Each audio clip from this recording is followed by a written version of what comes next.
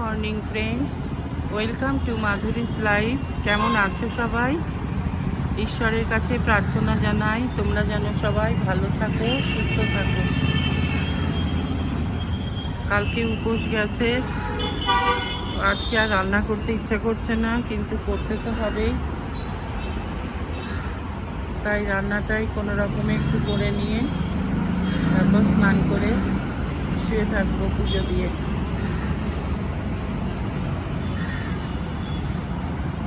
পালন করলাম আর কি, যে পালন সকালে করতে হয় সেই হয়ে গেছে করা।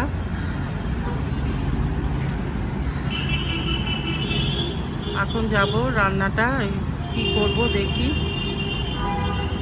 বাঁধাকপি রয়েছে একটা রাখা। ঠিক আছে, চলো ভেতরে যাই, গিয়ে দেখি কি কি রান্না করি। আজ কি রান্না করব দেখো, এখানে বাঁধাকপি কেটে নিয়েছি। বাঁধাকপি করব চিংড়ি মাছ দিয়ে আর কড়াইশুঁটি আর আলু দিয়ে।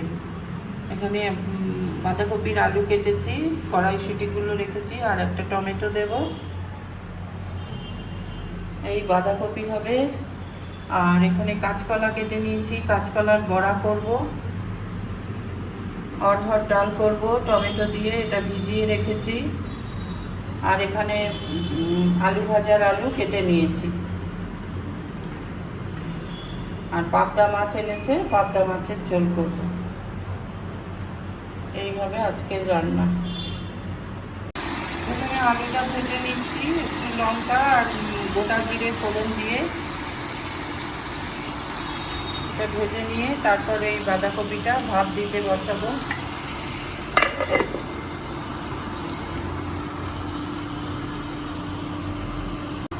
আলুটা ভাজা হয়ে গেল, এবার এটা তুলে বাঁধাকপিটা একবার ভাপ দিয়ে নামাবো। একটা সিটি দিলে নামিয়ে দেবো।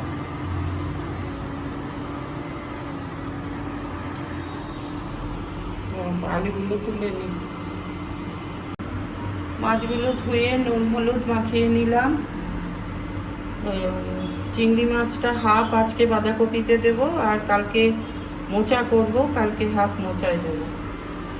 আর এখানে আলুর তেলটা ঝরার জন্য এটা কাট করে রেখেছি, ঝরে গেছে প্রায়। আমি এবার তুলে নেব এটা। আর এটা এখনো কোনো হুইসেল বাজেনি। বাঁধাকপির আলুটা এবার ভেজে নিচ্ছি।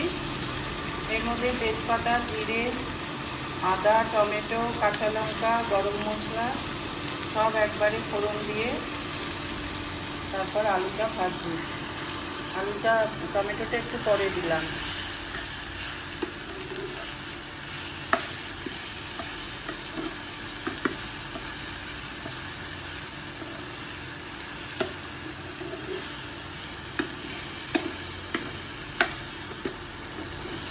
আলুটা আরেকটু ভাজা হলে চিংড়ি মাছও দিয়ে দিয়েছি। চিংড়ি মাছটা এর মধ্যে ভেজে নিয়েছি। হাফ নেব বললাম বাঁধাকপিতে, হাফ ভেজে নিয়েছি।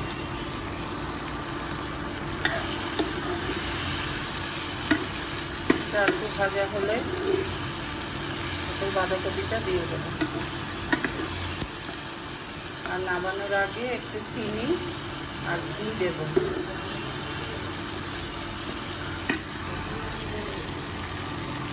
বাঁধাকপিটা দিয়ে দিয়েছি, আর একটু কড়াইশুঁটি দিয়েছি। এবার অল্প চিনি দেব,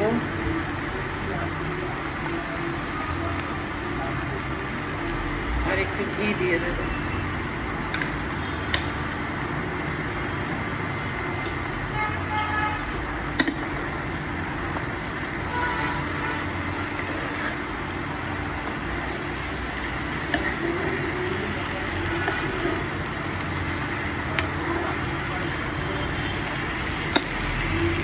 চিনিটা একটু বেশি দিলে ভালো লাগে খেতে, মিষ্টি মিষ্টি, কিন্তু আমাদের সুগারের জন্য তো আমরা দিতে পারি না একটু চিনি, খুব সামান্য দিই। আর একটু কিশমিশ দিয়ে দেব।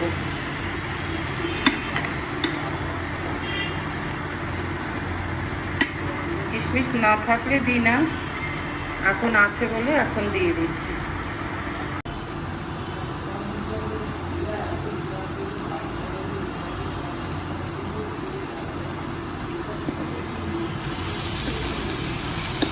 এখন গ্যাসটা কমিয়ে রাখবো, আস্তে আস্তে মধ্যে মধ্যে আলুটাও সেদ্ধ হয়ে যাবে।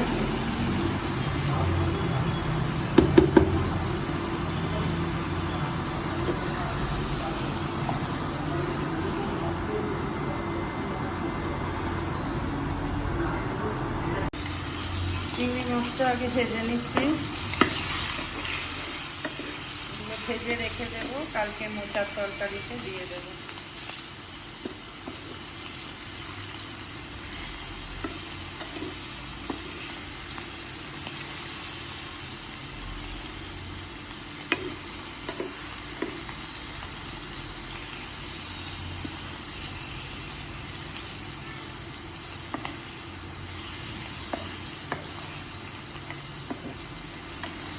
আমার শাশুড়ি করতেন গোবিন্দভোগ চাল দিয়ে,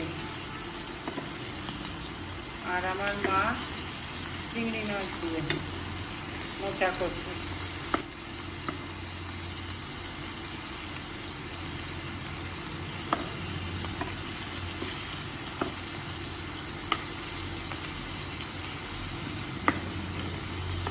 গোবিন্দভোগ চাল দিয়ে খেতে খুব ভালো হয়,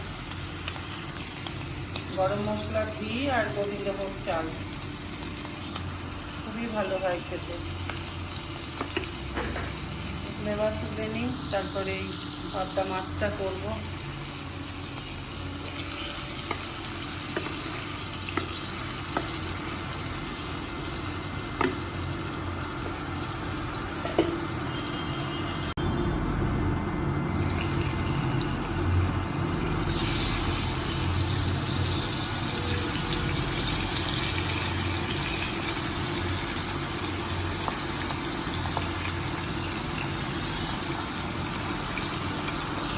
আর চিংড়ি মাছগুলো এখানে ভেজে রেখে দিলাম। আর এদিকে দেখো টমেটো দিয়ে অরহর ডাল করেছি, এটা হয়ে গেল। 5 ফোড়ন, শুকনো লঙ্কা এই ফোড়ন দিয়েছি, আদা দিয়েছি আর কাঁচা লঙ্কাও দিয়েছি।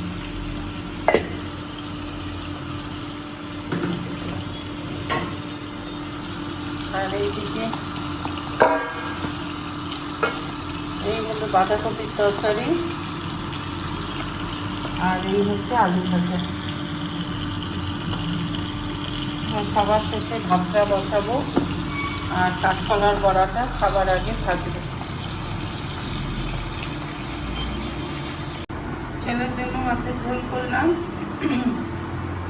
আর এই দুটো মাছ ভেজে রেখে দিয়েছি কালকের জন্য। লেবুগুলো জলে ভিজিয়ে রেখেছি। আর এবার মাছটা তুলে ভাতটা বসিয়ে দেবো।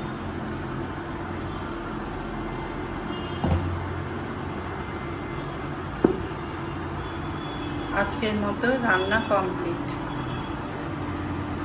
খাবার আগে শুধু ওই কাঁচকলার বড়াটা ভাজবো।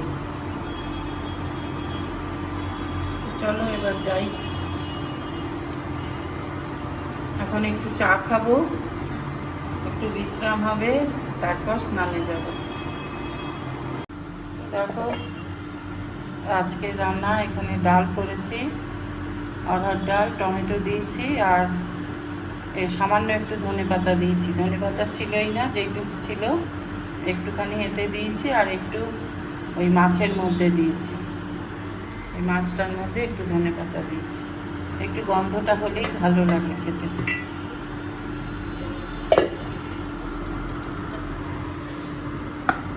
আর এইদিকে দেখো আলু ভাজা, আর এখানে হলো বাঁধাকপির তরকারি।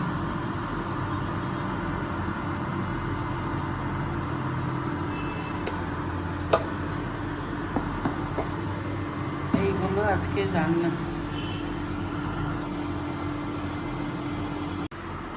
এইভাবে গোল গোল চ্যাপ্টা করে বড়াগুলো ভেজে নিচ্ছি। আর গ্যাসটা মানে ইন্ডাকশনটা একদম কমিয়ে নিয়েছি, নাহলে ছানার তো এটা পুড়ে ওঠে। এইভাবে হয়ে যাক, আস্তে আস্তে হবে, আবার উল্টে ওপিঠটা দিয়ে দেবো।